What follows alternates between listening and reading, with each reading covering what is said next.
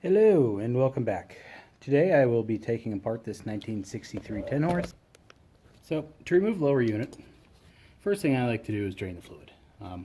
This is your drain, this is your vent.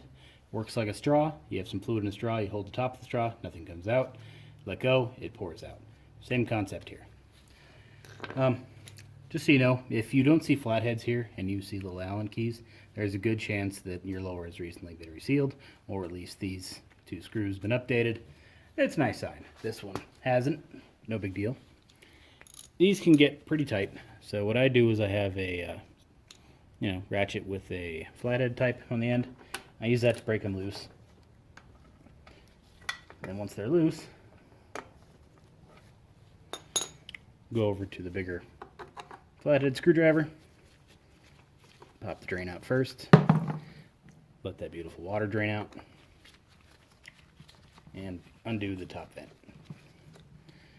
While that lovely looking fluid drains on out of there, I'll go ahead and pull the propeller off, save some time that way.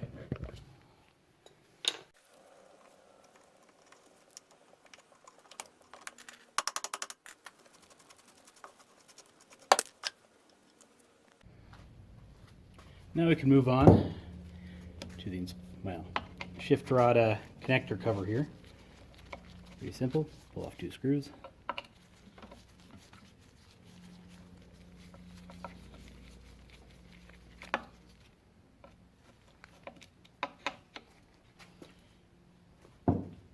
Sometimes that'll fall right off.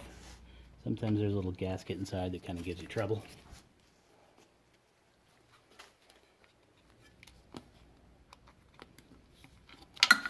And that gives us access to the shift rod connector. Now, this is the original shift rod connector. It doesn't have little slots for flathead screws, so don't be alarmed if you see them. Just means it was probably changed at one point in time. So just get in there with a 3/8 wrench, take off the lower one, and grab the screw as it comes out. Now if there's a problem, usually this is where it will present itself. Your attaching screws here, usually they'll either be corroded and stuck in there, or the heads will snap right off. Should that happen, you can still get it off. You're just going to have to do some prying along here. Hopefully it doesn't happen here.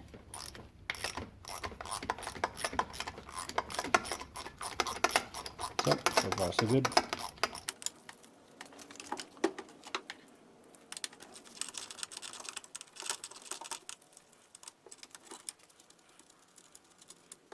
Now those are all off, so at this point, lower is ready to be removed. Now in theory, let's grab it, a little twisting and jiggling, and it comes right out. Now since the lower screws didn't give any problems, I don't expect any here, but often enough, these guys will snap off inside too. So be prepared for that one. So same thing as the lower drain screws. I'll break them loose with the bigger flathead here, and then pull them the rest of the way out with the screwdriver.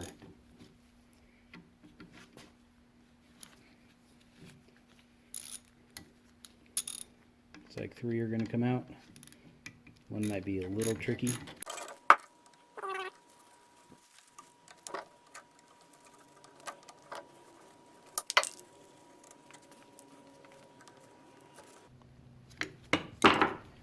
So that guy's a little stuck. Usually you can get away with just some more pressure. So I've got the screwdriver in there. I'm going to hold it steady with one hand and then push down with my wrist. And that cracked it loose.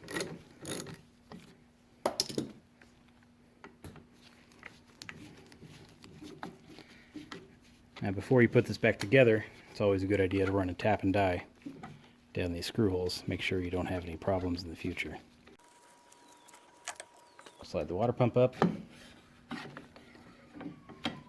We can see we are missing a vane, so obviously it needs a water pump. Not a big deal, pretty common. Got some corrosion inside.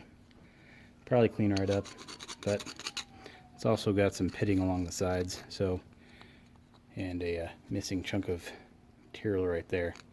So even if you did just want to replace the impeller, it's just going to tear up the end vanes in no time. So this engine's going to need an entire new water pump. No big deal, still readily available.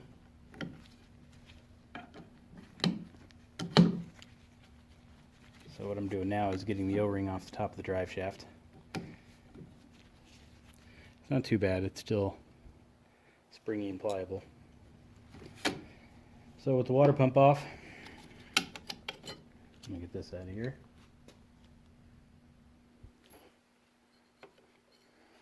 Pin just slides right out, and then your plate comes up and off. Now you can pull your drive shaft out, should you need to. So to remove this top seal plate, which obviously we need to change our seals because the thing was full of water, you can't just go in here and, with the flathead and pry this up, because there's a good chance you're just going to break it. So what I've found in my years is you need to twist it to break the gasket loose, and then kind of twist it up and out. So what I do is I put some screws inside of the water pump, just a little bit, but what that does allows me to sit it in there. It grabs the holes and gives me a way to twist it. I then get a massive wrench. In this case it is a 1 1/4. It's a little bad angle with the shift rod there, but maybe I can still get in there. Which, no. Go in there with an even larger wrench now.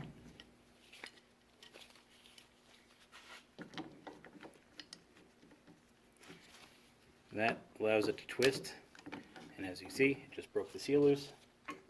Now I can kind of turn this freely and give it a little bit of up pressure, and you can see it's already kind of starting to come out.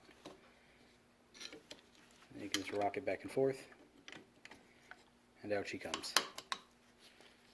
So if you can, the reason I do that, if you can imagine, see these holes? They don't allow this thing to rock. See what I mean? Putting pressure there, it ain't moving. You put enough pressure, you're going to snap the back of this plate off. It's got to come straight up. So, just a tip. Alright, I have it flipped upside down in my holding fixture. Same thing with these screws as every other flathead we've taken off so far. And also I have a Phillips for the pivot pin, which fit in right there. There's no way to guess really which one of these screws is going to give you problems. Pivot pin is oftenly stuck, as are all 6 of these. So I'm going to do the same thing as a water pump. Put some downward pressure as we break each one of these 6 screws loose.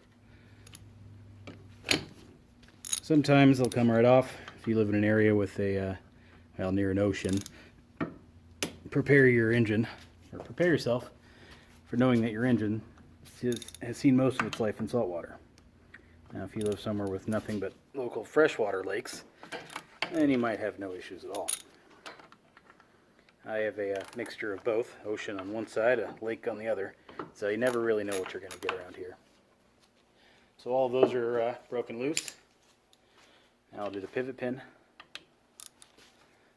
which doesn't seem like it was tight at all, so that's a little concerning. Well, not really concerning, considering this thing needs to be resealed anyway, but it is a possibility that was the point of our leak.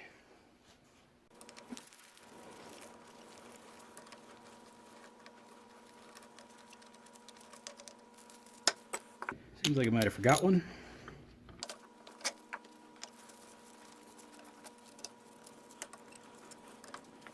Alright, with those out, you can get a mallet, just kind of tap the side here, but usually a screwdriver will do it.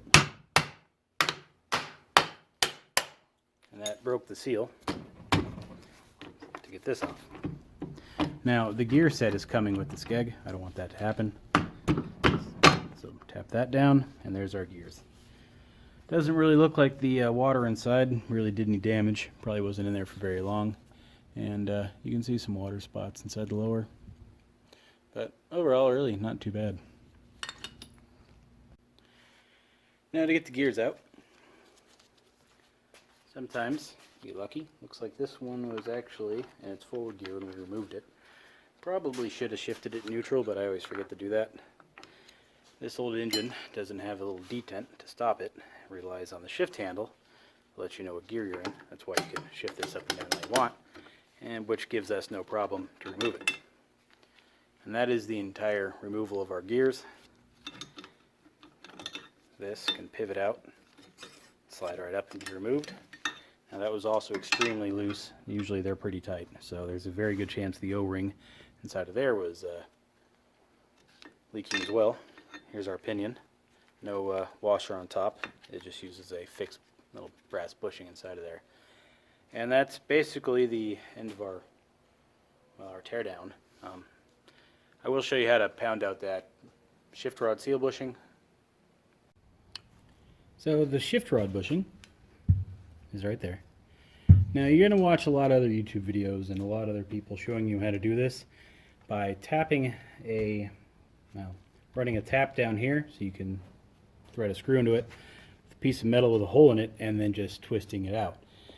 That's a horrible way to do it because all you're doing is screwing up your shift rod. What you should do is spend a few dollars and buy yourself a shift rod removal tool. Now if you're only going to be doing this once, never again, you may not need to, but at the same time, you could always just sell this somewhere because they're cheap. I think they're $10. So if you need to get it out of there, it's easier than running a tap down there, finding a piece of metal, pulling a hole in it, and $10 and you got a special tool which you could probably turn around and sell for $9. Here's the part number for it, should you wish to order one. You're already going to be needing to order a whole bunch of other parts to reseal this thing, so you might as well pick one of these up. What we do is we look down inside, we find our hole where the shift rod would go. We get a hammer and hammer it out.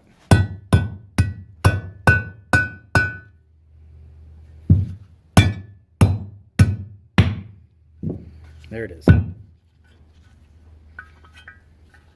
mean, it's not always easy to get the shift rod tool back out, but it goes. So anyway, there's the bushing. So, piece of cake. Well, I hope you found this video helpful in your quest to reseal your lower unit. I'll put a link to the description and where you can get a seal kit for this particular engine, and maybe a couple others. They're pretty similar. All the small gear cases are anyway. So check out the description, and if you need anything, leave me a comment, and have a good one.